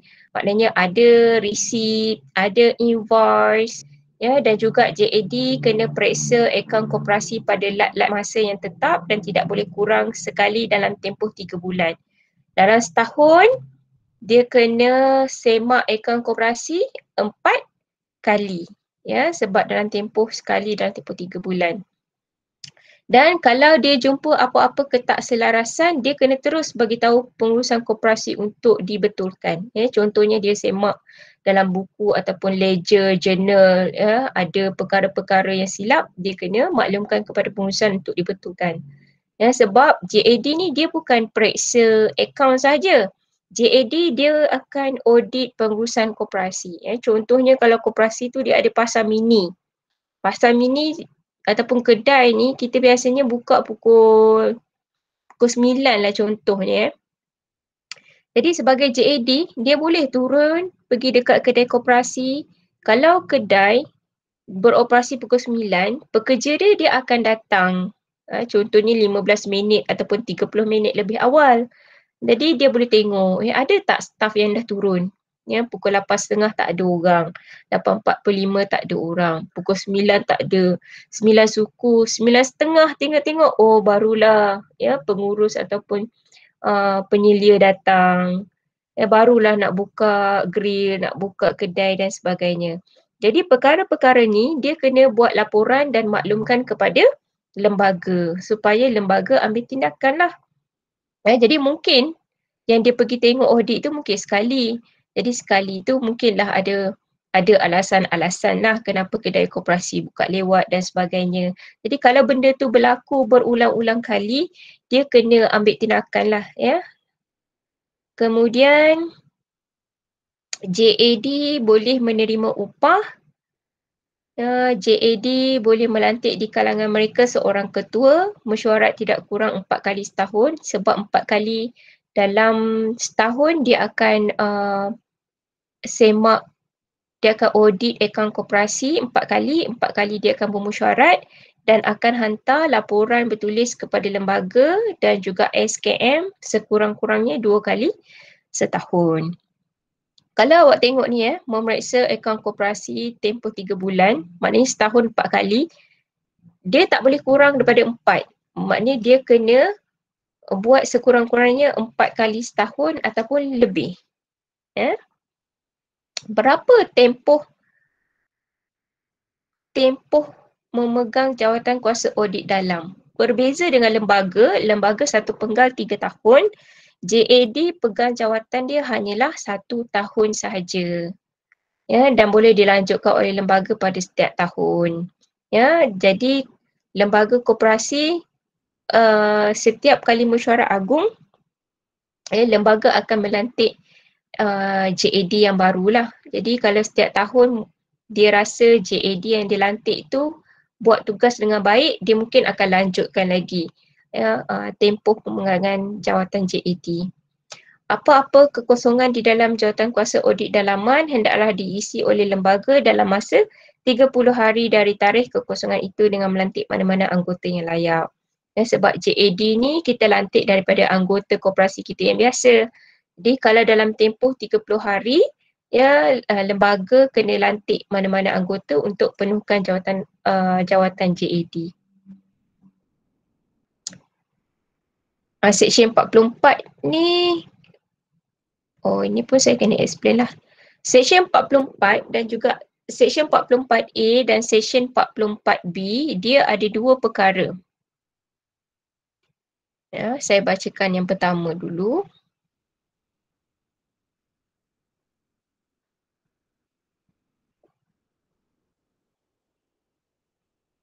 Okey.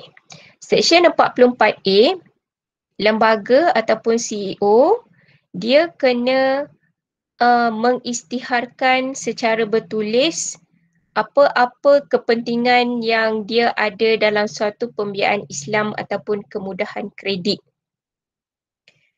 Maknanya contohnya kalau koperasi tu aktiviti dia ada buat aktiviti pinjaman ataupun pembiayaan Islam, ya, dia kena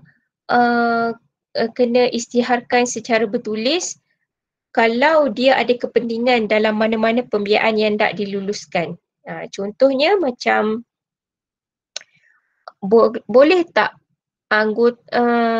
isteri pengurusi koperasi buat pinjaman dengan koperasi?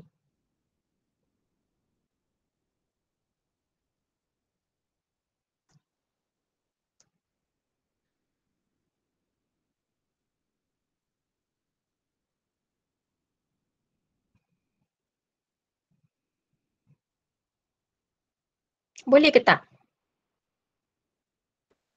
Tak boleh. Kenapa tak boleh, Rowena? Kerana dia bukan ahli. Kalau dia ahli? Dia boleh buat pinjaman. Jadi kena tengoklah kalau pengurus isteri, ya, isteri pengurusi koperasi tu juga adalah anggota koperasi, dia boleh buat pinjaman, tetapi pengurusi koperasi kena buat pengisytiharan. Maknanya dia kena buat secara bertulis, hantar kepada lembaga koperasi bahawa yang meminjam tu adalah isteri dia, ya, isteri dia meminjam berapa banyak amount, sekian, dan pengurusi koperasi tidak boleh terlibat dalam proses mengundi lah ataupun untuk kelulusan permohonan dan sebagainya. Itu maksud Seksyen 44A. Seksyen 44A-2 ni adalah dia punya prosedur lah, apa yang dia perlu nyatakan dalam notis tu. Seksyen 44B adalah anggota lembaga ataupun CEO, dia kena isytiharkan semua jawatan ataupun harta yang dimiliki semasa dia memegang jawatan sebagai anggota lembaga koperasi ataupun CEO lah. Ini contohnya macam dalam kaki tangan kerajaan pun dia kena isytiharkan harta-harta ataupun jawatan yang ada. Sebabnya kita tak nak nanti ada pertikaian oleh anggota. Contohnya pengurusi koperasi ni, Encik A ni, dia sebelum jadi pengurusi koperasi, dia pakai kereta, contohnya dia pakai kereta Myvi sahaja. Kemudian bila dia dah pegang jawatan sebagai pengurusi, tiba-tiba dia bertukar. Kereta dia pakai Mercedes pula. Jadi apa pandangan orang bila tengok perkara macam tu? Jadi orang akan fikir, dia ni salah guna kuasa ke, ambil duit koperasi ke? Jadi mungkin kita tak tahu yang sebenarnya dia menang cabutan bertuah ke kereta tu, ataupun anak dia belikan ke. Jadi dia kena isytiharkan apa-apa harta yang dimiliki dan juga jawatan. Contohnya dia ada memegang jawatan koperasi A, B, C, D, yang mungkin ada kepentingan dia dalam koperasi. Dan juga contohnya macam kalau koperasi tu dia buat aktiviti catering. Catering kan dah masak and then nak hantar bahan masakan tu dekat klien. Kemudian koperasi pula tak ada pengangkutan. Nak hantar pula menu banyak. Jadi pengurusi koperasi ni kebetulan dia ada lori, dia gunakan lori dia.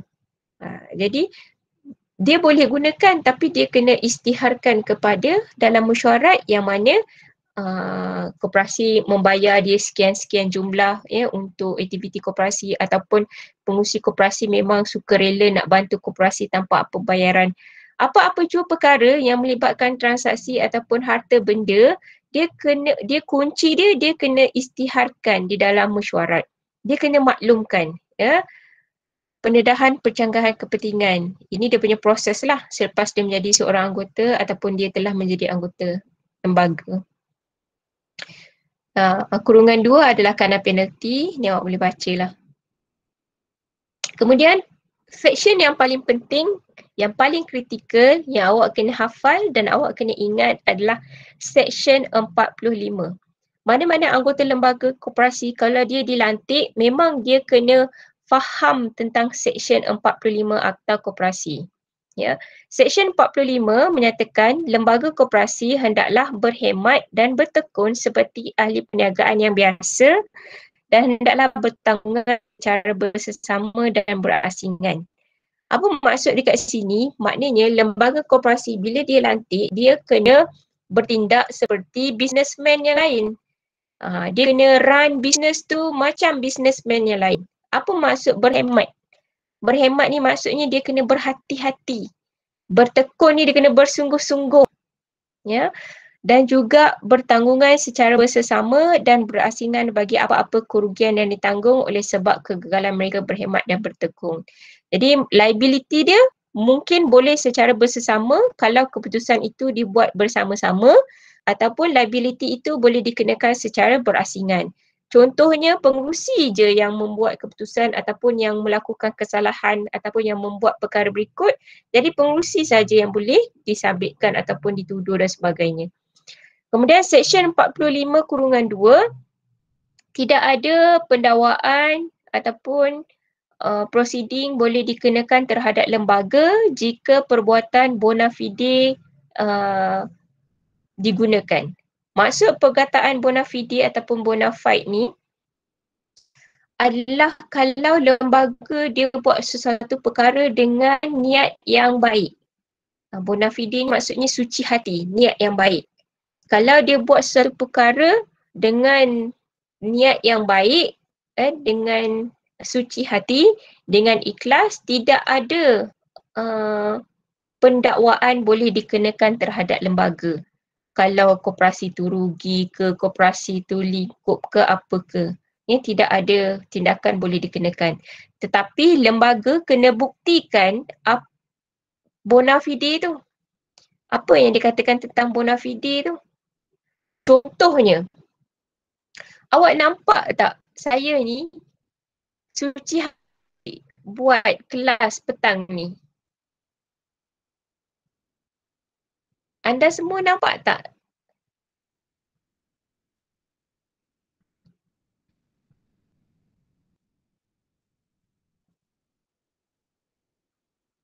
Senyap dah adik-adik ni. Ya, madam. Apa Meda tanya? Saya nak terangkan tentang perkataan bona fide ni. Bona fide ni yang macam saya cakap tadi adalah suci hati, ikhlas. Awak nampak tak muka saya sekarang ni untuk buat kelas petang ni?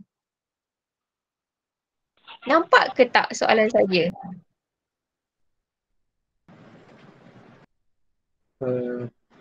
Tak nampak. Nampak. Nampak? Kat mana awak nampak tu? Dekat muka madam. Daripada senyuman saya. Saya berpura-pura ke senyum ni? Dari hati madam. Dari perbuatan. Kat mana awak nampak dalam hati saya suci, saya ikhlas? Bona fide Dari ni Perbuatan. ya, dari perbuatan. bona fide ni betul. Kita tak boleh nampak daripada luaran saja. Nampak orang tu cantik, nampak orang tu cakap lembut, kita rasa orang tu dah ikhlas, orang tu dah buat kerja dengan baik. Bona fide ni dia kena buktikan dari segi perbuatan dia. Contohnya ada satu kes nanti saya akan bincangkan tentang bona fide ni. Seksyen 45(3), pelantikan CEO tidak mengecualikan lembaga. Walaupun koperasi tu ada CEO, lembaga tak boleh nak goyang kaki lah kalau bisnes rugi, biarlah CEO yang tanggung. Ia tidak mengecualikan liability lembaga. Kurungan 4, kadar penalti. Kemudian yang kedua, tugas lembaga mengikut fiduciary yang saya kata tadi tu, lembaga hendaklah bertindak secara bona fide, suci hati demi kepentingan koperasi. Ini dalam kes Dorai Sami lawan Koperasi Kota Kuala Selangor Berhad. Dalam kes ni, Dorai Sami ni dan Mani Raju ni dia hanyalah anggota koperasi biasa. Dia saman pengerusi setiausaha dan juga bendahari koperasi Kota Kuala Selangor Berhad. Dia kata ketiga-tiga individu ini telah menyebabkan kerugian sebanyak RM108,000 daripada aktiviti pengangkutan lori daripada tahun kewangan 1995 sampai tahun kewangan 1998. Jadi kes ni berlaku di dua peringkat, di peringkat tribunal dan juga di peringkat Mahkamah Tinggi. Di peringkat tribunal, pengurusi, SU dan juga bendahari menanglah. Ya. Kemudian anggota tak puas hati, Dora Sami tak puas hati, dia buat rayuan ke peringkat yang lebih tinggi. Jadi kalau kita tak puas hati dengan keputusan tribunal, kita boleh buat rayuan di Mahkamah Tinggi. Dekat Mahkamah Tinggi, ya, dalam peringkat tribunal, mereka menang menggunakan section ni. Sebab dia kata, ketiga-tiga lembaga ni, dia kata kami ni suci hati buat bisnes untuk koperasi. Nak buat macam mana? Kita dalam bisnes ni ada masa kita untung, ada masa ni kita rugi. Nak buat macam mana kita rugi? Ya, jadi dia menggunakan section 45/2. Tetapi di peringkat Mahkamah Tinggi, ya, Hakim Faiza Tambicik lah pada ketika tersebut, dia tanya lembaga, macam mana awak buktikan awak bona fide? Sedangkan koperasi buat aktiviti pengangkutan lori tak ada aturan aktiviti. Jadi awak ini masih ingat struktur perundangan koperasi daripada akta, peraturan, perintah, arahan, garis panduan, kemudian undang-undang kecil. Di bawah dia ada aturan aktiviti. Aturan aktiviti ni hendaklah dia jadi wajib dibuat oleh lembaga koperasi. Sedangkan lembaga buat aktiviti pengangkutan lori pun tak ada aturan macam mana cara-cara modus operandi untuk buat bisnes ni. Jadi dekat sinilah ketiga-tiga pengurusi setiausaha dan bendahari dia kalah sebab dia gagal membuktikan ialah perbuatan bona fide dia dengan tak buat aturan. Dia macam kalau konsep aturan aktiviti ni macam ni. Kalau kita buat bisnes tak ada aturan, kan, tak ada SOP, tak ada aturan, tapi bisnes kita untung, ada tak orang nak marah? Tak ada. Tak ada. Tapi apa yang berlaku kalau kita buat bisnes tak ada aturan, tak ada SOP, tapi kita rugi?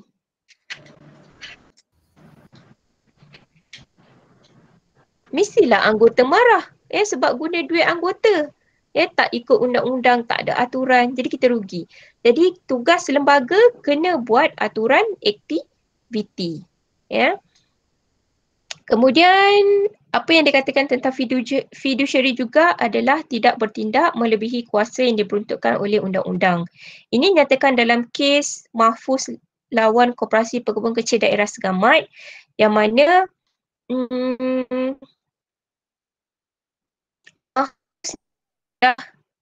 pengurusi koperasi kes ni dah bawa ke peringkat rayuan lah. Dalam asalnya adalah koperasi yang saman Mahfuz bin Hashim. Mahfuz bin Hashim ni adalah pengurusi koperasi. Pengurusi koperasi dia telah engage dengan koperasi, saya tak ingatlah koperasi ke tu ataupun supplier luar untuk buat pembekalan benih biji getah. Jadi apa yang berlaku? Bila koperasi dah supply, koperasi minta tututan dengan supplier minta tututan dengan koperasi. Jadi koperasi tak nak bayar sebab koperasi tak tahu menahu tentang transaksi ataupun arahan yang dibuat oleh pengurusi koperasi. Sebab koperasi bertindak melebihi bidang kuasa yang diperuntukkan, tanpa kebenaran anggota lembaga koperasi yang lain. Maka pengurusi koperasi kena tanggung rugi secara berseorangan, liability secara berasingan. Yang ketiga, lembaga tidak bertindak dalam situasi yang bercanggah dengan kepentingan peribadi dan koperasi. Ini dalam kes Maheson lawan Koperasi Perumahan. Ini adalah kes pecah amanah jenayah. Yang mana dalam kes ni, Maheson ni adalah setiausaha koperasi, setiausaha Koperasi Perumahan Pegawai Kerajaan, dan Maheson tahu tentang ada satu koperasi dia tengah cari tanah. Jadi Maheson dia tahu tentang ada satu tanah yang memang sesuai untuk projek koperasi. Jadi Maheson dengan seorang lagi ejen tanah, Manikem tak silap saya nama dia, dia telah pergi tengok tanah tu, dan Manikem ni dia beli tanah tu dengan harga tak silap saya dalam 456,000. Dan kemudian diorang jual pula kepada Koperasi Perumahan Pegawai Kerajaan dengan harga 944,000. Jadi lebih kurang beza 400,000. Selain tambahan daripada itu, Maheson dia dapat duit kopi ataupun orang kata duit rasuah lah. Daripada transaksi koperasi beli tanah tu, Maheson dapat 122,000. Jadi bila koperasi dapat tahu tentang harga tanah yang sebenar, koperasi tak puas hatilah bila tahu Maheson pun terlibat tentang penjualan tanah ni. Jadi dia saman Maheson. Dalam kes ni, ejen tanah tu dia dah balik India dah. Jadi dalam kes ni, mahkamah memutuskan ini adalah kes pecah amanah jenayah. Maheson kena pulangkan balik duit 122,000 yang telah dibayar kepada yang diterima daripada transaksi tersebut. Dalam kes ni saya tak silap saya, Maheson dia tak boleh nak bayar balik dan dia dipenjarakan lah. Saya tak tahulah apa kesudahannya, ni kes tahun 1978. Kemudian fiduciary, apa yang dikatakan tentang fiduciary adalah lembaga mengamalkan satu tahap dan kemahiran tumpuan yang sewajarnya. Sebab orang lantik kita sebagai lembaga, orang harap kita dapat menyumbang kepada koperasi. Kalau kita rasa kita tak ada satu skill ataupun kemahiran, lembaga tu kenalah pergi belajar, pergi berkursus dan sebagainya. Yang ketiga, tugas lembaga mengikut operasi. A, B, C ni adalah ni awak boleh baca dalam tadbir urus koperasi lah. Tugas lembaga untuk buat dasar, plan, strategik, untuk memastikan koperasi ada kesinambungan. Contoh dalam kes sekarang ni COVID-19, apa koperasi perlu buat untuk supaya koperasi kekal relevan sekarang. Kemudian memastikan pengurusan yang kompeten, macam mana nak lantik pengurus koperasi. Kalau contohnya dekat Thailand, nak jadi pengurus di koperasi sekurang-kurangnya kena ada master, kena ada sarjana. Jadi dekat Malaysia, adakah kita mampu nak buat macam tu? Adakah kita mampu nak gaji seseorang yang ada kelayakan ataupun pendidikan sarjana? Gaji dia berapa pula? Jadi banyak yang perlu difikirkan. Tugas jawatan utama di koperasi, kita tengok pengurusi terlebih dahulu dalam Undang-Undang Kecil 50. Tugas pengurusi mempengurusikan semua mesyuarat lembaga. Bila koperasi buat mesyuarat lembaga, contohnya kalau koperasi mesyuarat lembaga koperasi buat sebulan sekali atau 2 bulan sekali. Contohnya kalau dalam bulan tu pengurusi, adakah koperasi kena tangguhkan ataupun boleh lantik orang lain untuk mempengurusikan mesyuarat lembaga. B, tugas lembaga pengurusi menguasai segala wang, kemudian menandatangani minit mesyuarat yang disahkan dan juga memperakui cabutan dan salinan dari rekod koperasi. Kemudian memanggil sendiri atau melalui setiausaha mesyuarat lembaga bila perlu, mengarahkan JAD untuk buat pengauditan. Kalau JAD yang tak buat audit, pengurusi yang kena remind lah. J, menandatangani permohonan pendaftaran pindahan undang-undang kecil. H, menyelia secara am pentadbiran hal ehwal pekerja koperasi. Jadi kalau koperasi pengurusi tak boleh buat perkara A dan B, dia bolehlah diamanahkan kepada mana-mana anggota lembaga jika perlu. Apa yang diperhatikan tentang A dan B? Contohnya untuk buat mesyuarat lembaga. Kalau contohnya bulan tu mesyuarat lembaga pengurusi pergi naik haji ke, ya, pengurusi pergi bercuti ke. Jadi mesyuarat lembaga still boleh buat dengan melantik, contohnya kalau ada naik pengurusi ataupun boleh melantik setiausaha untuk mempengurusikan mesyuarat lembaga. Yang B ni pengurusi akan menurunkan kuasa kepada bendahari. Kemudian tugas setiausaha menurut Undang-Undang Kecil 51, A memanggil dan menghadiri mesyuarat agung, mesyuarat lembaga dan mesyuarat jawatankuasa. Maknanya dia kena keluarkan notis dan hadir. Ya, kemudian menyampaikan segala laporan untuk pertimbangan mesyuarat-mesyuarat, merekodkan perjalanan keputusan satu mesyuarat. Maksudnya dia kena buat minit mesyuarat. C. Menyenggara dan mengemaskini semua daftar anggota, daftar penama, buku dan laporan yang dikendaki oleh lembaga. Ya, D. Menguruskan surat menyurat. E. Mengesahkan bersama pengurusi salinan. F. Menyimpan dan menjaga dengan selamatnya mohon koperasi. G. Menjalankan tugas lain yang ditentukan oleh lembaga dari semasa ke semasa. Jadi G ni adalah yang dia macam saving clause lah. Kalau setiausaha ni dia contohnya macam ni lah. Kalau pengurusi koperasi arahkan setiausaha untuk pergi beli ikan dekat pasar, adakah setiausaha koperasi kena buat tugas tu?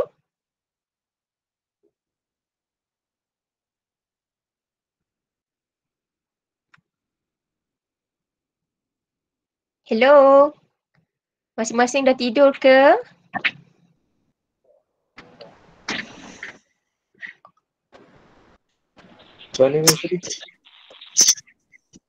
Soalan saya, kalau tengok 51, 1G ni, setiausaha hendaklah menjalankan tugas lain yang ditentukan oleh lembaga dari semasa ke semasa.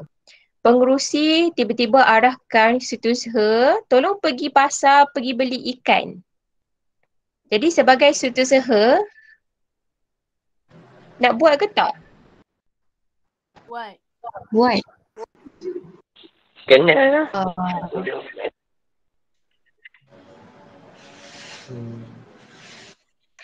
Setiausaha dia kena tengok lah. Ya, dah memang koperasi tu dia buat catering. Dia kena beli ikan, kena beli sayur, kena beli ni. Jadi kalau dah memang untuk keperluan koperasi, setiausaha kenalah buat.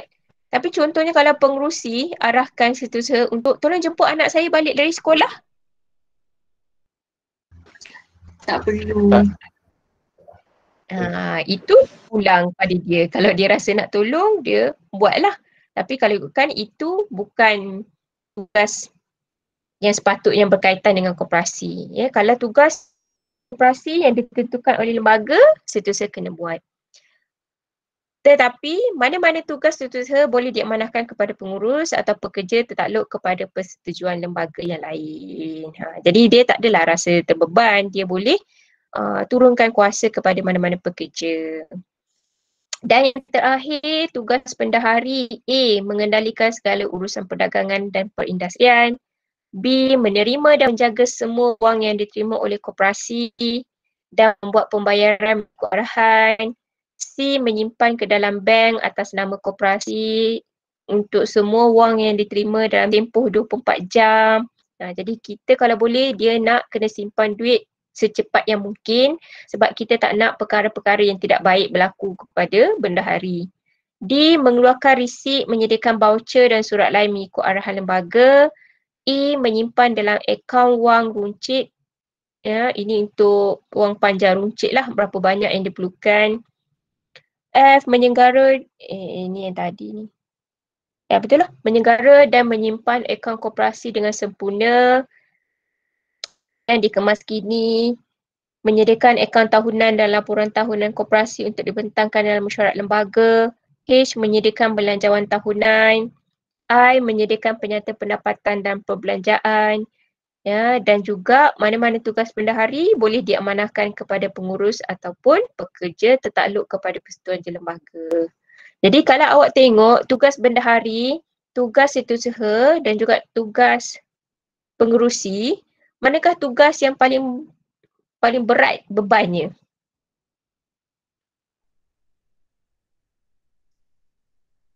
Mengurusi. Hari. Pengurusi. Hari. Bendahari.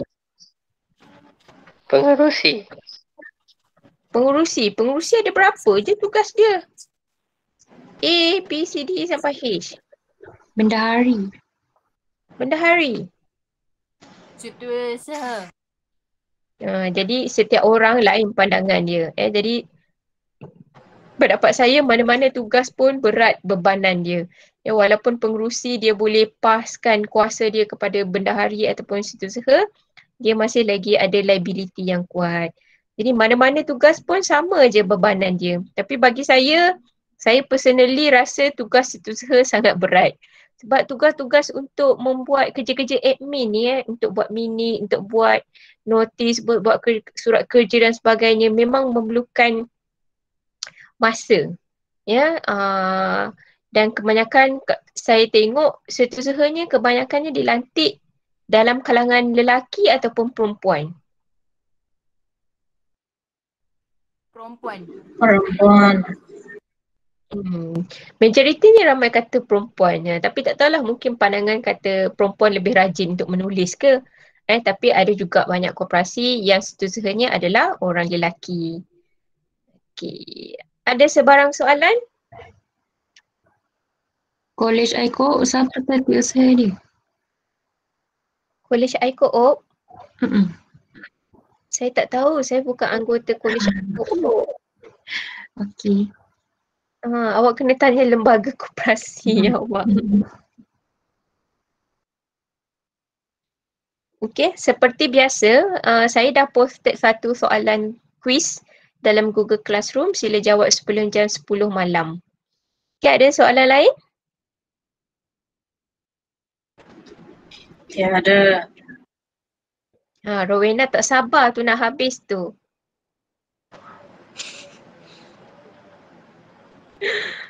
Okey, kalau tak ada apa-apa, saya minta maaf lah hari ni terambil masa lebih sedikit. Sila jawab quiz dan juga sila tunggu saya punya assignment, dan juga pada mereka yang ada pembetulan dalam attendance sheet yang saya tunjukkan tadi, tolong WhatsApp saya lah. Jadi itu sahaja. Satu lagi, selamat menyambut hari Natal kepada the only one dalam kelas kita, Rowena. Merry Christmas, dan juga Happy Holiday. Walau bagaimanapun kelas kita masih on untuk hari Selasa minggu depan. Okay, thank you. Alright, bye. Thank you. Assalamualaikum. Waalaikumsalam. Waalaikumsalam. Thank you, madam. Madam. Waalaikumsalam. Thank you, madam. Thank you, madam. Thank you, madam. Alright.